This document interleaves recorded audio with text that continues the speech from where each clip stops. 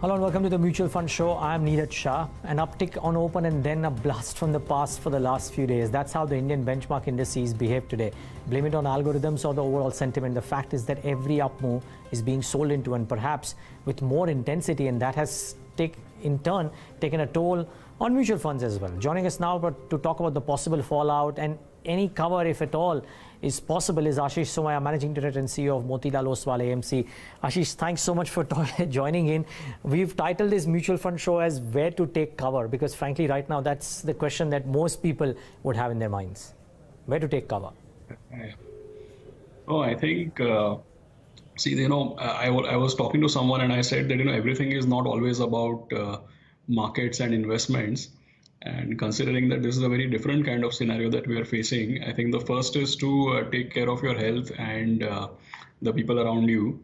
So whatever is being spoken about social distancing, or whatever is being spoken about being careful and cautious, I think that is something to be taken very, very seriously. And most importantly, what is the market reacting to? The market is basically reacting to the fear that this can spread and it can go beyond control. And how do we ensure it doesn't spread, and how do we ensure it doesn't go beyond control, is to first make sure that you are not participating in carrying this virus anywhere. And as far as taking cover is concerned, my sense is that these kind of circumstances are unavoidable as far as markets are concerned. And every once in a while, when it comes to equity, the plain and simple truth is that for some time there is no cover. You just have to be about your wits, and you need to, stay there. A lot of people must be thinking, Ashish, that since the multi-year returns in the mid-caps, small caps, maybe even in large caps, I mean, frankly, if you look at the levels right now and look at an index fund investing done since 2008 or 2009, whatever, you've probably done about 35-36% odd thus far. So the returns haven't been spectacular. So what would you tell people who might think that मैंने अपना करा देखी है, पैसा नहीं आ रहा है, let me try and switch out क्योंकि इससे ज़्यादा पैसा तो debt fund में आ जाता? No, so there is something, I don't mean to give a tricky or a technical answer, but there is something called an endpoint bias. It's like this. If you had done the same evaluation, say on 31st January, the numbers would have looked in fact, even in mid-February, the numbers would have looked very different. And now in 1 month, now we are just say about 30-35% down. In a flash crash kind of scenario. So exactly when it's 30-35% down, if we want to make a performance evaluation, then whether we like it or not, it's not going to look good.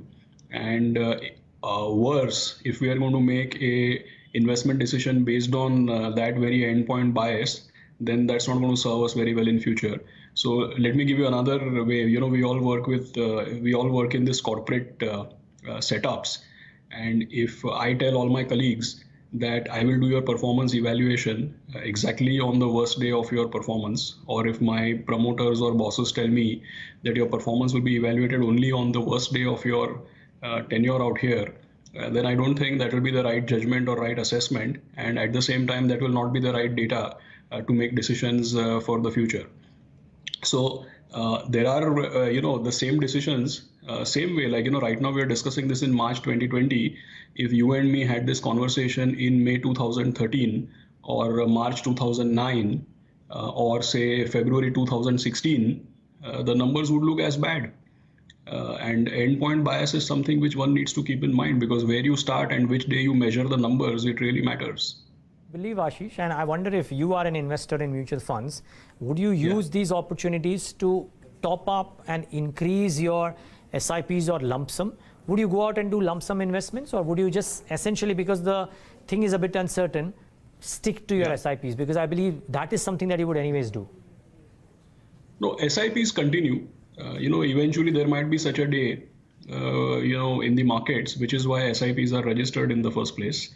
And, of course, most of us have monthly incomes, which is why we do these SIPs. And anyway, from market perspective, that's the right thing to do. But, so that is why you call it a SIP. But I think these are times when not just sip, you should actually gulp. The reason being that it's not very often that you get these kind of extraordinary times. See, there are a few unknowns out there. I don't mean to take this lightly. I am not an expert on understanding how this COVID-19 actually spreads and plays out and how deep the impact can be. there is serious panic. And just take a measure of the panic. South Korea, which is by far producing the best data and which has supposedly conquered the spread of this virus. By the way, year-to-date basis, they are also 33% down from their starting levels, which is approximately where even Nifty is. So this is not about India. This is a panic, mostly emerging out of the Western markets. And this time it's the virus. That time it used to be Lehman Brothers. And it always starts with huge amount of panic from the foreigners where they sell every market quite indiscriminately. And I don't think we should react to it. It's very, very easy. I'm mindful of the fact that it's easy for me to say this, very difficult for your listeners to believe as well as implement. But short answer to your question is that if and when I have liquidity, I actually would do lump sum investments also. And those lump sum investments I would spread between now and maybe maximum 3 months, 2 to 3 months, maybe by May I would try to get fully invested. Okay, so don't just sip, gulp as well is what Aashish Somaiyaa is saying. Aashish, let's talk about some specifics. End December, the whole of January, everybody was talking about how mid caps and small caps would come back into favor. Thus far, we've seen YTD, which is Jan and February, the data that is available right now. The flows have looked pretty strong, much stronger than what we've seen, arguably as an average for the whole monthly flows for 2019. What do you tell these investors? Should they, presuming that some of them have done lump sums or otherwise, should they stop that and move on to large caps? Because large caps too have corrected so much, and arguably the first recovery tends to happen in the larger names and then tends to percolate downwards. I think, somewhere the reflection of what you're observing, the reflection of that is there, because right now in this fall, if I'm not wrong, small cap, mid cap, large cap has pretty much fallen as much or equal. Nifty 500, Nifty 50, mid cap 150, small cap 250, maybe a little bit more, but broadly everything has fallen in the similar range. It's not like a very, very stark difference. That's the first point. Second point is that, now we will have to see what is the implication, which companies, irrespective of whether they are large cap or mid cap, what is their sensitivity to global growth, imports, exports, commodities. I think all those exposures will need to be seen. Long story short is the key criteria is I would like to look at companies which benefit from low oil prices. I would like to see companies which benefit from low interest rates and very, very high global liquidity. And I would like to invest in companies which are very inward looking, very domestically oriented as far as the India story is concerned. I'm not saying that we should rule out there will be a quarter or a couple of quarters of growth disruption. But I think that this is not a time to be very choosy about large cap or mid cap. I think there is enough potential in mid cap. And the factors which I just mentioned, that will determine who does well rather than the cap actually being a matter of concern right now. Okay. I'm trying to do this slightly differently this time, Aashish. I'm trying to weave in some queries in between because they are topical to the points that we just discussed, and then we move on to some others. So there is Learning Invest 3. And he or she is writing and asking as to what are you telling your investors who invested lump sum in 2018 in the mid cap fund and who cannot add more surplus. The outlook was for 5 to 7 years from the period of 2018. What would you tell them? No, they should just stay the course. It's not, I understand that when the market tanks so badly in an unprecedented fashion, 2 or 3 things. One is that you should keep in mind where this all started. And we are still to watch for any implications as far as India is concerned, but let's keep in mind where it started. Second important point is that you just stay the course. In fact, today, maybe I was writing a newsletter to our clients and our investors, and maybe everybody will receive it in a few days, in maybe a couple of days. But in fact, that is what I started off by writing, that a lot of times when the market falls, everybody says, why don't you invest and all. I think it's perfectly fine if you're not able to invest or if you don't feel like investing right now, it's perfectly fine. You just stay the course. Basically, don't react and don't redeem and don't panic because there is a very, very high probability, see the way this thing has played out, this is not like 2008, 2009. Right from 2007, there were early signals that the US market is in trouble. And at that time, there was this new phrase which was coined saying India is decoupled from the Western world. So although there were early signs of stress, they were actually ignored And then eventually there was no decoupling and everything crashed. Now 2020 also panic has started from Western markets, but it's almost like a flash. There was nothing which was actually there in the background which would lead one to believe that there's going to be this trouble. Why I'm giving you this background is because this kind of sharp downturn, in a matter of next 3-6 months, at some point in time, I'm not trying to I'm not trying to make light of the situation. I'm just saying that this kind of a sharp decline is very, very susceptible at some point in time to a very, very sharp reversal. The reason being that watch for data in the next month or 2 months, how the situation evolves, how the data plays out, because in the background, you look at what central bankers and governments are doing. So this is susceptible to some pain right now, but this is equally susceptible to a sharp turn at some point in time in the next few months. I'm not saying that we should again go back exactly to 12,400, but I'm pretty sure it's not going to be at this level if you let some time pass. Okay. Another question that has come in from PR Pathak, Aashish, he's asking about on what criteria does asset allocation of a particular fund of yours operate, which is Motilal Oswal Dynamic Fund operate. At present, what percentage of equity does it hold? Can you please explain this operation in detail, because it will have some bearing on how people choose some of the funds within your portfolios. Would you be able to answer that? Yeah, sure. So, just on the previous question, I want to clarify one thing. So I gave a very long answer, but I'm just thinking about it. I think the message is very clear. You stick to your 5-year, 7-year, whatever it is, and don't react to what is happening right now. Coming on to this question about the dynamic fund, we have this Motilal Oswal valuation index, which is basically, it takes the valuations of the Nifty 50 index.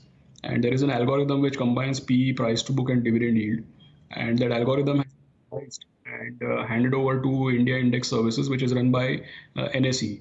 So NSE computes and releases a number every day. We just dispassionately follow those numbers. And the Motilal Oswal valuation index, we take a 30-day rolling average.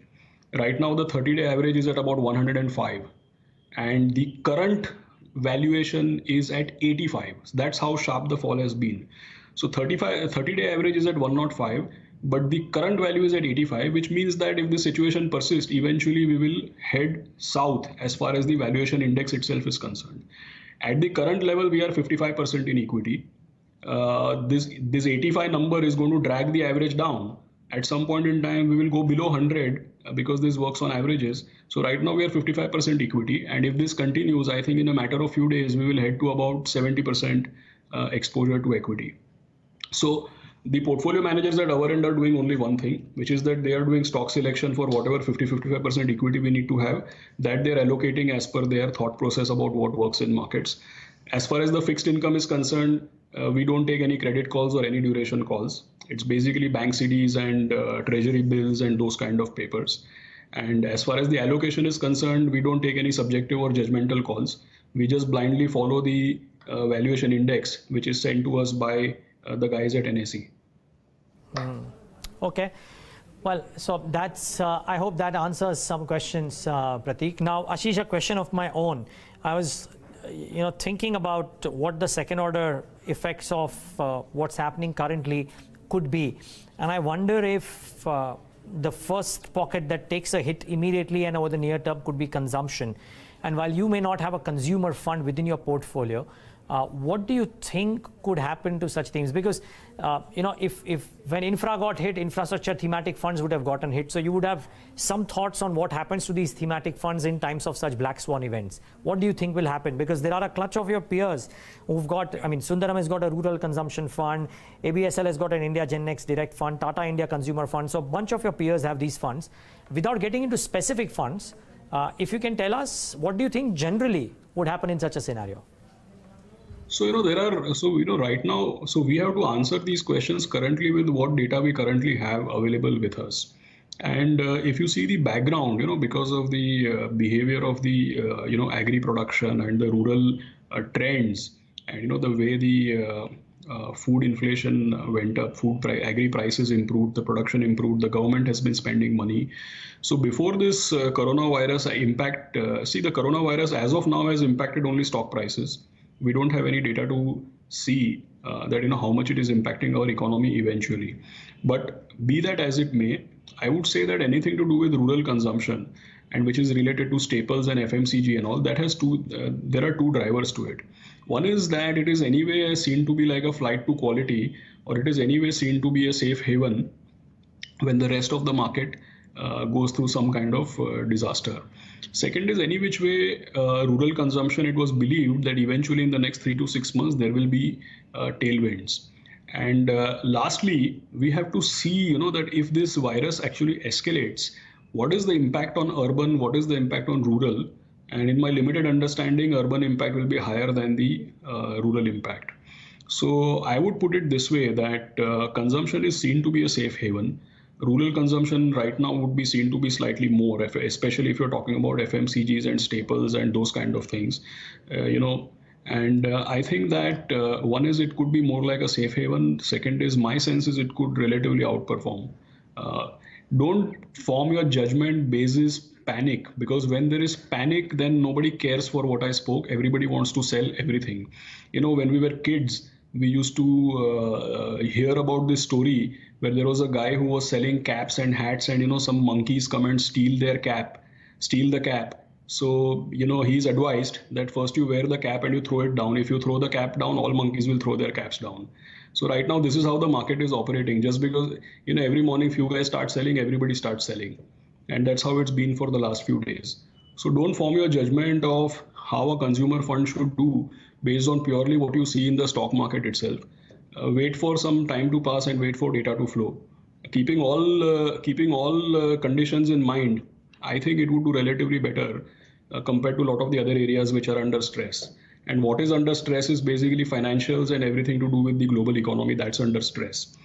So this would relatively outperform, according to me, anything to do with consumer. Keep in mind, they do not have a direct consumer fund as of now, if I'm not wrong, and therefore it's as unbiased an answer as it would be from Aashish Somaiyaa. Aashish, a lot of queries have come in about what would happen, the impact essentially of exclusion of Yes Bank from both the indices on funds. How would funds treat this exit? Can you throw some light? Do any of your funds which are benchmarked to the index, maybe the passive funds, have this exposure, and therefore what is the process that you're doing starting tomorrow? Yeah. So we've never had any active exposure, but your question is on index funds. So in our Nifty 50 index fund and Nifty 500, so some of these indices definitely have Yes Bank exposure. Highest will be Nifty, and my sense it was 0.29% in Nifty 50. Now the Association of Mutual Funds has sent out last night a advisory to all of us, saying that clearly 25%, when it moves off the index, when it moves out of the index, 25% of the stock can be sold, but 75% of whatever we own, we cannot sell. That's the scheme for Yes Bank revival. So as of 13th March, we have to take the list of investors, and 75% of the Yes Bank position will be frozen by the depositories or our custodians. So at the end of 3 years, we will be able to sell that. So whatever gains happen on that, at the end of 3 years, those gains will be paid to the people who were our investors as of March 13th, 2020. And the remaining, and till then, for those 3 years till then, the value of that stock has to be marked down to 0. So that's how it will play out. The rebalance will happen with 25% of the Yes Bank money. 75% gets locked in. That 75% till it's locked in for 3 years, the value is 0. At the end of 3 years, we have to check what is the gain, and the gain will go to the guys who have been with us as of March 13, 2020.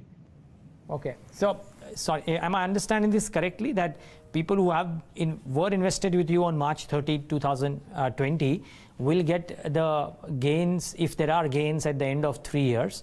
What happens to the remaining amount, Aashish? Sorry, it was a slightly long answer. Can you just explain this once again? So we are able to sell 25%. So we are able to sell 25%. So when when a new component comes into the index, when we have to rebalance the index, we have to rebalance, and the cash will not be everything, because everything of Yes Bank is not saleable. Right. So you will have less cash. When Yes Bank goes out, you will have less cash in the portfolio. So the whole thing will have to be rebalanced, and the new component will have to be bought in. Okay, so you will essentially carry out rebalancing on some of the other nifty weightages as well in order to account for the Shree Cement weightage that comes in. Yes, yes. Right? Yes. So it's sort Because of... we have to ape the index. There's no doubt about that. We have to ape the index, but then we have to do it within the constraints. So am I guessing this correctly, that you will carve out a special niche for sort of a niche for Yes Bank, and that call will be taken after 2 years and 11 months and 27 days to be precise as to what the gain or losses are there. Yes. Okay, great. Aashish, one final question really, and that is from my end. We are all hoping that this is a buy on dips market because usually in the last few years, dips have been bought into. What if it does not turn out to be a buy on a dips market over the course of the next 6 to 9 odd months? I mean, maybe due to cases spiking, maybe due to economic slump lasting longer, and people exhaust their lump sum monies and things get worse. Would you still believe that holding on or holding SIPs until this gets better and then restarting SIPs is not a good solution? No, because if you hold on to your SIPs, see which day the market turns and how it plays out, that is absolutely not forecastable. And eventually, we all are living with imperfect information. So at some point in time in the future, I might have to chew my words, but we have to live with it. We have to give our best assessment based on where we see things at a point in time. So I repeat what I said. My sense is that this has been like a flash crash because at some point in time, in the background, our economy was actually improving and suddenly we kind of hit a wall. So there is a vertical crash. Now, when the data comes better or when the data is not as bad as what people are fearing, please think carefully. Does this deserve 35% of the entire market capitalization to be wiped out? I don't think so. Maybe yes, you will have 1 bad quarter, 2 bad quarter, no GDP growth, no economic growth. Some of the worst things can play out. And like I said, I'm more worried about the people around us. So some of the worst things can play out. But in my understanding, it is a matter of 1 or 2 quarters going really bad. Now, for 1 or 2 quarters going really bad, do we deserve to have 35% or 40% of the total market value? This market value, again and again, I'm repeating, it actually represents the earning power and terminal value of these companies. So if they have 2 bad quarters where let's say there is 0 growth in the worst case, are we saying that they deserve to lose 35 to 40% of their entire market value, which encompasses their long drawn out future potential? My sense answer is no. So I'm not even saying that you should rush in headlong and just start buying. I'm just saying that it's very rare that 35-40% of the market value gets wiped out, and there is imperfect information. We will have all the information in the next few weeks. So it's not every time that you get 35-40% discount. So start slow, start adding, and then see how it goes.